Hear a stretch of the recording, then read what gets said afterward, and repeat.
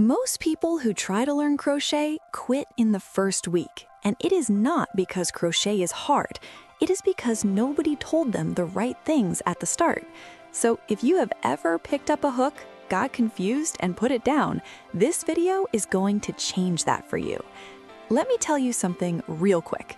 Crochet has a reputation for being this old-fashioned, complicated thing that only grandmothers do, and that reputation is completely wrong. Crochet is one of the fastest crafts to pick up, and you can make real, beautiful things with it way sooner than you think. But most beginner videos skip over the parts that actually matter, which is why people keep struggling. Today, we are not doing that.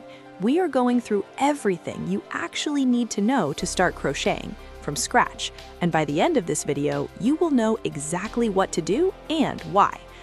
So here's the problem most beginners run into.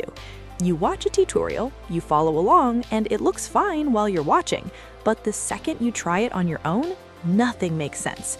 Your stitches look weird, your edges are crooked, and you have no idea what went wrong. That stops today. Let us start with tools. You do not need a lot to get started. In fact, you only really need two things at the beginning: a crochet hook and some yarn. That's it. Do not go out and buy a full set of hooks right now. Just start with one. The hook size that works best for beginners is usually a size 5mm hook, also called an H or I hook depending on where you live. This size is big enough that you can actually see your stitches clearly, which makes it easier to learn. If your hook is too small, everything feels fiddly and frustrating. If it's too big, your stitches can look too loose and uneven. 5mm is the sweet spot for learning. Now, yarn. This is important. Do not start with dark yarn. Dark yarn makes it really hard to see your stitches, and seeing your stitches is everything when you're learning. Pick a light color, something like white, cream, or a soft pastel. Also, avoid yarn that is very fluffy or has a lot of texture. That type of yarn looks nice, but it hides your stitches and makes it extremely hard to learn. The best yarn for beginners is smooth, medium-weight yarn, which is also called worsted weight. It's usually labeled as a number 4 on the yarn band. Most yarn brands will have this type in every craft store, and it's usually not expensive at all. Your friend. Take a second to look at it before you start. It will tell you the weight of the yarn and the recommended hook size to use with it. When you match your hook to the right yarn, everything just works better. Okay, now let us talk about how to actually hold the hook and the yarn, because this is where a lot of beginners get stuck before they even make a single stitch. There is no single right way to hold a crochet hook. There are two main ways. One is called the pencil grip, where you hold the hook like you are holding a pencil.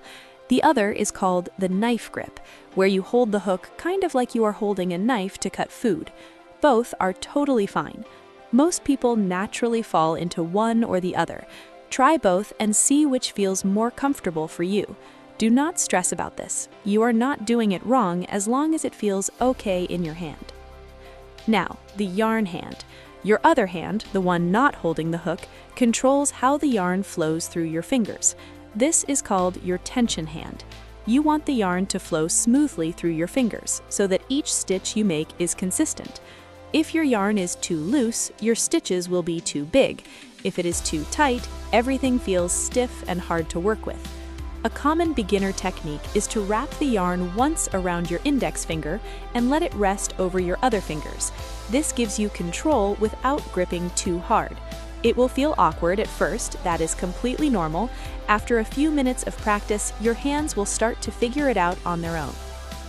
Let us talk about the slip knot. This is how almost every crochet project starts. A slip knot isn't as complicated as it sounds.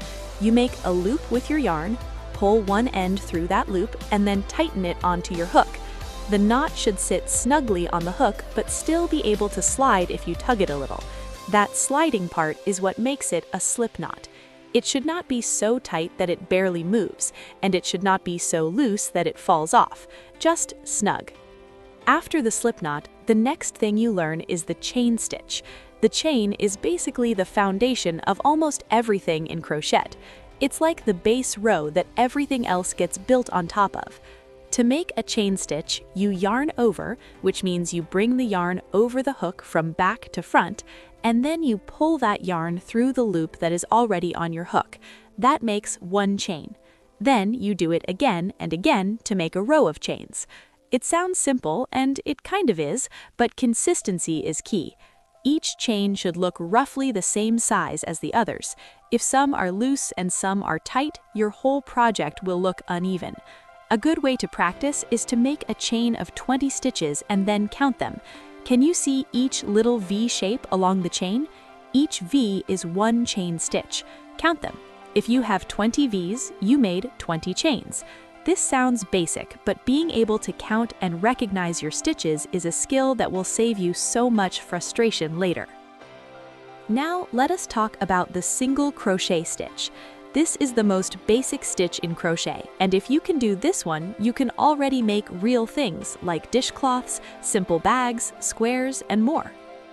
To do a single crochet, you first insert your hook into a stitch, usually one of those chains you just made. Then you yarn over and pull the yarn through the stitch. Now you have 2 loops on your hook. Then you yarn over again and pull through both loops. That's one single crochet. It sounds like a lot of steps, but once you've done it a few times, your hands just figure it out on their own. When you're working into your foundation chain for the first time, you want to skip the very first chain right next to your hook and start in the second chain. This is because that first chain acts as a turning chain, which gives your edge a little height. This is a small detail, but it affects how your work looks. When you reach the end of your first row, you need to turn your work around and go back the other way. Before you turn, you make one chain stitch. This is called a turning chain, and it brings your work up to the right height for the next row. Then you turn your work, and now the piece you were just working on is flipped, and you start working back in the other direction. Something that trips up a lot of beginners is where to put your hook when starting a new row. After you turn, you want to insert your hook into the first stitch of the row, not the turning chain you just made. The turning chain is not a real stitch, it's just there for height. If you accidentally crochet into it, you'll end up with extra stitches, and your edges will look uneven.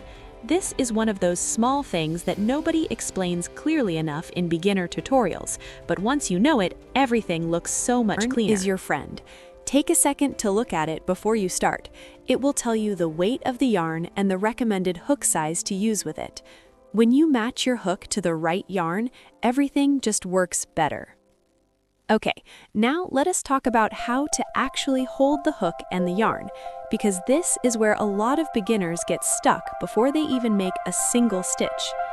There is no single right way to hold a crochet hook. There are 2 main ways. One is called the pencil grip, where you hold the hook like you are holding a pencil. The other is called the knife grip, where you hold the hook kind of like you are holding a knife to cut food. Both are totally fine. Most people naturally fall into one or the other. Try both and see which feels more comfortable for you. Do not stress about this. You are not doing it wrong as long as it feels okay in your hand. Now, the yarn hand. Your other hand, the one not holding the hook, controls how the yarn flows through your fingers. This is called your tension hand. You want the yarn